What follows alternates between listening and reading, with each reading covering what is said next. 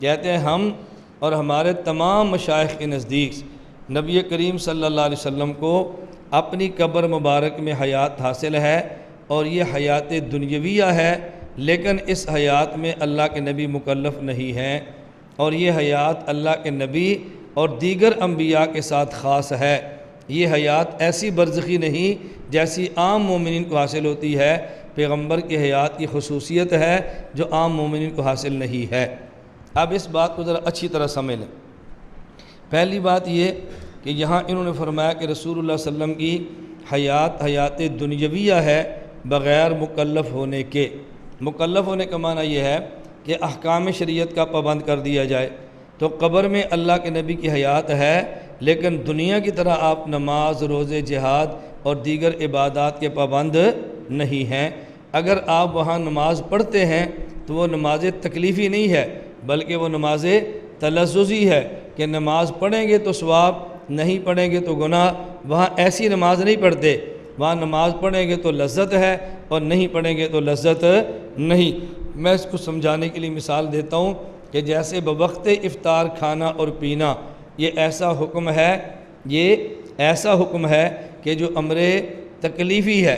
افطاری کا وقت ہو جائے اور کھانے پینے کی چیز موجود ہو اور بندہ پھر بھی افطار نہ کرے تو یہ گناہ ہے، اور اگر چیز موجود ہو اور کھا پی کے افطار کر لے تو پھر یہ ثواب ہے۔ تو بوقت افطار کھانا اور پینا یہ امر تکلیفی ہے۔ اور اس کے بعد تراویح پڑھیں، اور تراویح کے بعد مسجد والے آپ کے لیے کولڈ ڈرنک کا اہتمام کر لیں، کوئی فریشمنٹ کا اہتمام کر لیں، کوئی آئس کریم کا آپ کے لیے اہتمام کر لیں۔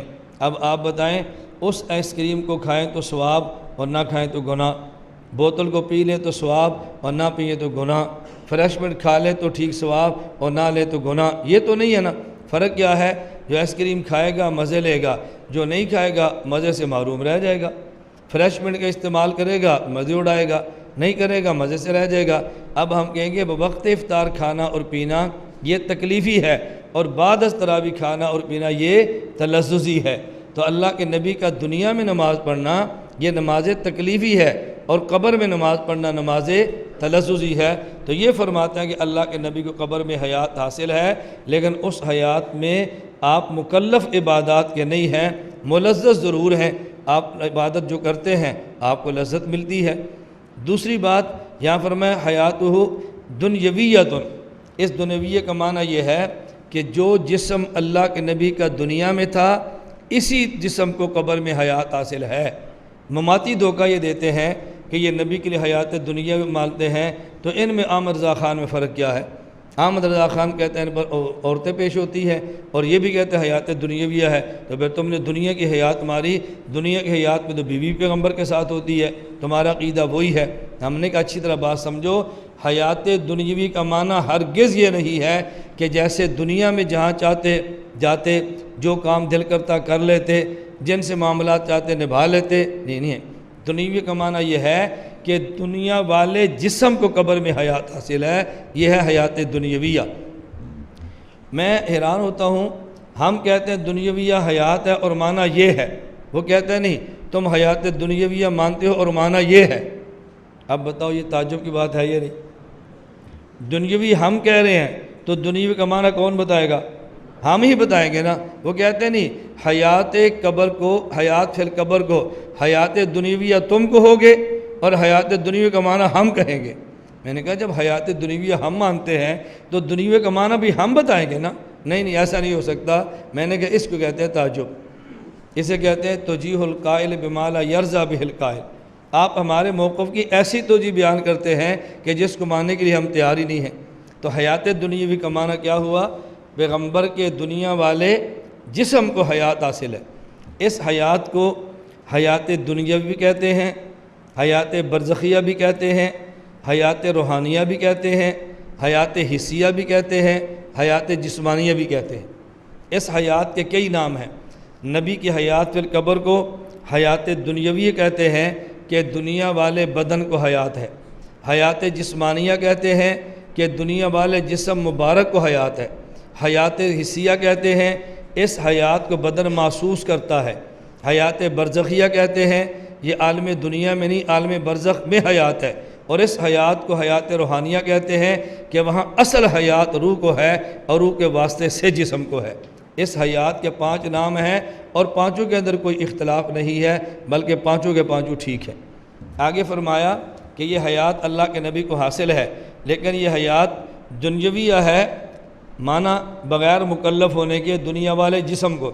لا برزخیت کما ہی حاصلہ، یہ ایسی برزخی حیات نہیں ہے جیسی عام مومنین کو حاصل ہے، بلکہ پیغمبر کی برزخی حیات وہ ہے جو عام مومنین سے بڑھ کر ہے۔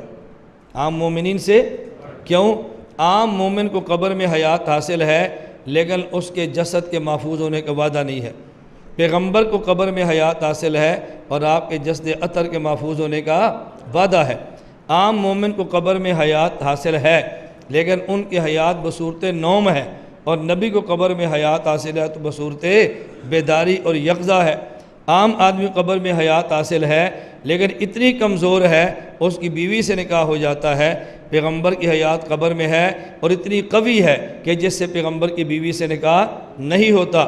عام مومن کو قبر میں حیات حاصل ہے، لیکن ان کی قبر میں حیات ایسی نہیں ہے جیسے پیغمبر کی حیات ہوتی ہے۔ کیا معنی؟ عام مومن کا جسد قبر کے اندر معطر بھی ہو کوئی وعدہ نہیں ہے، اور پیغمبر کا جسد اطہر یہ قبر کے اندر معطر بھی ہے، تو ان کی حیات عام مومنین کی حیات سے تھوڑی سی مختلف ہے، اور ان کی حیات عام مومنین کی حیات سے ذرا فائق ہے۔ عام مومن قبر میں زندہ ہے لیکن نماز نہیں ہے، اور پیغمبر کی قبر میں حیات ہے تو ساتھ نماز بھی ہے۔ اب دیکھو میں نے 6 فرق بیان کیے ہیں کہ جو نبی اور عام امتی کی حیات کے اندر ہے۔ تو لا برزخیت کا معنی یہ ہے کہ جیسے برزخی حیات عام مومنین کو ہے، ایسے برزخی حیات اللہ کے نبی کو نہیں ہے، بلکہ ان کی حیات برزخ میں ہے، دنیا والے جسم کو ہے، اور ان کی حیات سے اعلیٰ اولیٰ اور افضل ہے۔ اب معنی یہ ہوا، اب یہ لوگ کیا کہتے ہیں، یہ میں وہ بات کر رہی ہوں میں نے اپنے کانوں سے سنی ہوئی ہے، درمیان میں راوی نہیں ہے۔ ہمارے سرگودا کے ایک مولانا ہیں، اب وہ تقریر کر رہے ہیں، کہتے ہیں المحنت کو تو تم مانتے ہی نہیں ہو، المحنت پڑھو، المحنت میں ہے حیاتہ دنیویۃ لا برزخیۃ، دنیویۃ لا برزخیۃ، دنیویۃ لا برزخیۃ۔ اب تسبیح پڑھ رہے ہیں ہم، اللہ اللہ کی تسبیح پڑھے تو بدعت ہے، اور تم اس کی تسبیح پڑھو تو سنت ہے۔ ہم 3 مرتبہ کہتے ہیں اللہ اللہ، کہتے ہیں بدعت ہے، اور یہ جو تم نے 3 بار تسبیح پڑھ دی ہے یہ سنت ہوگی؟ کہتے ہیں دیکھو وہاں لکھا ہے حیاتہ دنیویۃ لا برزخیۃ، اور تم کہتے ہو دنیوی بھی ہے برزخی بھی ہے۔ محنت والا برزخی کا انکار کرتا ہے، تم برزخی مانتے ہو تو تم محنت کے منکر ہو۔ اب ہمارے ساتھی کیا کرتے ہیں، المحنت کھول کے دیکھتے نہیں ہیں، زبانی تقریر سن لیتے ہیں، یا پھسل جاتے ہیں یا پریشان ہو جاتے ہیں۔ نہیں بھی علامہ صاحب نے دلیل تو بڑی وزنی دی ہے، المحنت کو وہ مانتے ہم تو مانتے نہیں ہیں۔ اب بات سمجھ آئی؟ دنیویت لا برزخیت کا معنی یہ ہے کہ دنیاوی حیات یعنی دنیا والے جسم کو ہے، لا برزخیت کما ہی حاصلۃ، یہ برزخیت ان کی آگے صفت ہے، کما ہی حاصلۃ، ان کو ایسی برزخی حیات نہیں ہے جیسی عام مومن کو ہے، بلکہ عام مومن سے فائق اعلیٰ اور افضل حیات ہے۔ تو یہ ہمارے خلاف کیسے المحنت؟ میں کہتا ہوں ہم اس بات کو مان لیتے ہیں المحنت ہمارے خلاف ہے، تمہارے حق میں ہے، تو پھر المحنت کا سبق تم پڑھانا شروع کر دو، اپنے طلبہ کو بھی المحنت پہ عمل کرو، یہ تمہارے موافق ہے تو بسم اللہ پڑھو، پھر ماننے کے لیے بھی تیار نہیں ہوتے۔